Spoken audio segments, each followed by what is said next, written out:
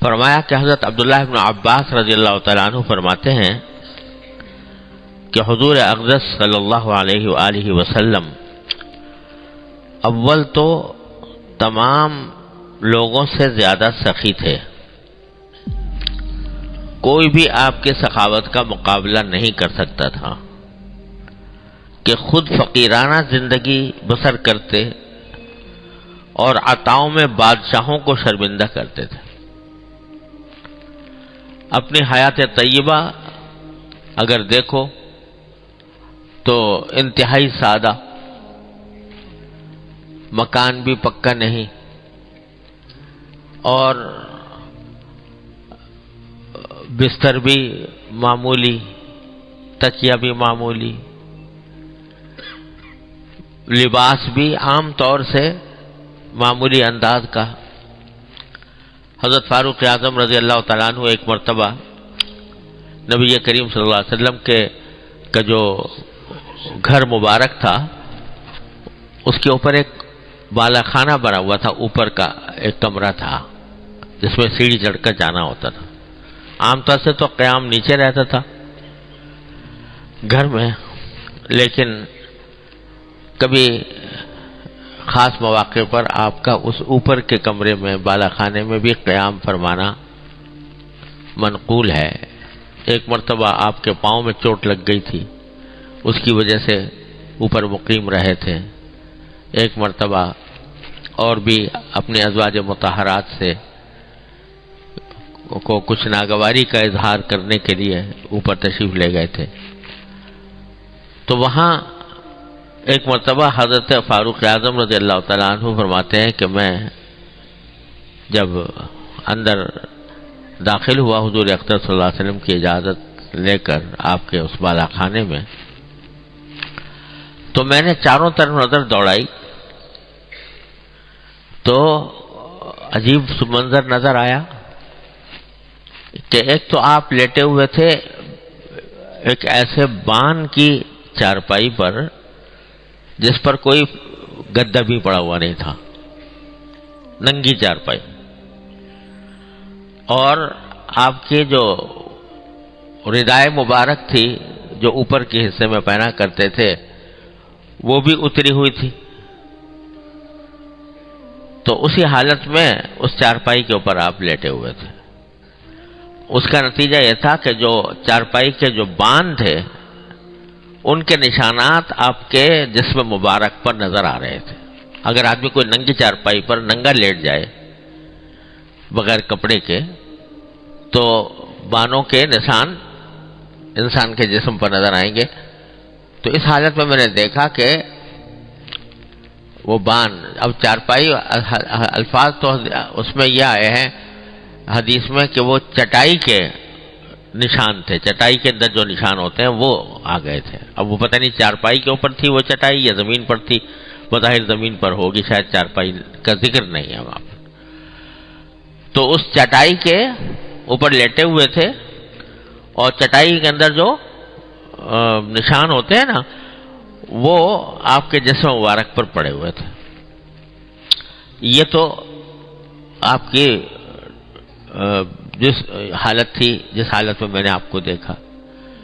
پھر چاروں طرف نظر دوڑائی تو دو ایک کھالیں پڑی ہوئی تھی، یعنی کسی جانور کی خشک کھالیں، وہ کچھ پڑی ہوئی تھی، اور کچھ تھا نہیں سارے کمرے میں سوائے اس چٹائی کے اور ایک دو کھالیں پڑی ہوئی تھی۔ تو میں نے اپنے دل میں سوچا کہ دونوں جہان کے سردار صلی اللہ علیہ وسلم، جن کو یہ پیشکش بھی کی گئی ہے کہ اگر آپ چاہیں تو احد کے پہاڑ کو آپ کے لیے سونا بنا دیا جائے، اتنے دونوں جہانوں کے سردار اس حالت میں ہیں، اور قیصر و کسریٰ روم اور ایران کے جو بادشاہ ہیں وہ کیسی کیسی محلات میں رہ رہے ہیں، ان کے کیسے شان و شوکت ہے، کیسے عالی شان ان کے رہائش کے گھر ہیں، اور کیا کچھ تعیش کے سامان ان کو میسر ہیں، اور دونوں جہان کے سردار اس حالت میں ہیں۔ تو فرماتے ہیں کہ میں نے عرض کیا رسول کریم صلی اللہ علیہ وسلم سے میں نے عرض کیا، یعنی اپنے تاثر کا رسول کریم صلی اللہ علیہ وسلم کے سامنے اظہار کر دیا کہ آپ دعا فرما دیجئے کہ اللہ تعالیٰ وسعت عطا فرمائے، اور میں سوچتا ہوں کہ قیصر و کسریٰ کس حال میں ہیں اور دونوں جہان کے سردار کس حال میں ہیں۔ تو کیا جملہ ارشاد فرمایا آپ نے، سنتے ہی فوراً فرمایا اب فی ھذا انت یا ابن الخطاب، ارے خطاب کے بیٹے کیا اس سوچ میں پڑے ہوئے ہو، اس سوچ میں پڑے ہوئے ہو